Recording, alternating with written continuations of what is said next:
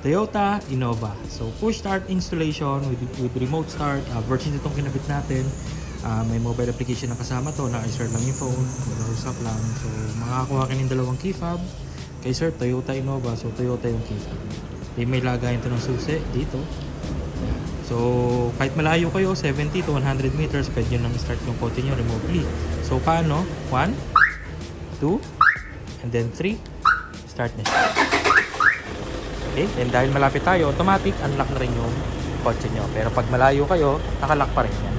Or i-disable nyo na lang yung passive keyless entry para paglapit nyo, hindi siya mag-unlock. So up to you na. Okay?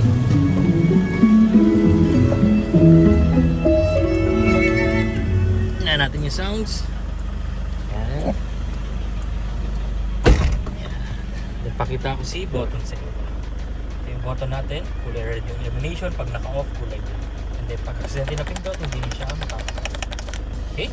Automatic transmission, park lagi, tsaka handbrake kapag naka-driver, naka-reverse, hindi siya mapapasta. Okay? Then nagkabit din tayo ng voltmeter with 2 fast charging ports. So dyan, mamonitor nyo na yung battery life nyo kung healthy pa. Car battery life. Okay? Then at the same time, pwede na kayo mag-charge fast charging ports dyan, guys. Okay? So yun. Pag tumapak kayo ng brake, auto-lock lahat ng doors. Yan. Then even naka-andar, pwede ka mag-unlock. Pwede ka mag-lock sa key fob. So for example, may bibiling ka lang sa mga 7-Eleven, mini stop, iwan mo naka-andar yung auto mo, ilock mo sa labas, safe na. Kasi sa stock system, hindi pwede yun. Kailangan nyo papatayin yung makina nyo para ma-ilock nyo siya from the outside. Okay? Okay, kapag papatayin nyo na, pwede nyo patayin sa app or dito na lang sa button. Apak sa brake, isang pindot. Patayin na yung makina and then automatic unlock din lahat ng doors. Pag sumumbuhayin, apak sa brake, isang pindot. Start na siya. So napaka-basic lang na gamitin para ka lang naglalaro. So dati ito yung remote nya, aftermarket alarm system, ordinary. Then ngayon, ito na.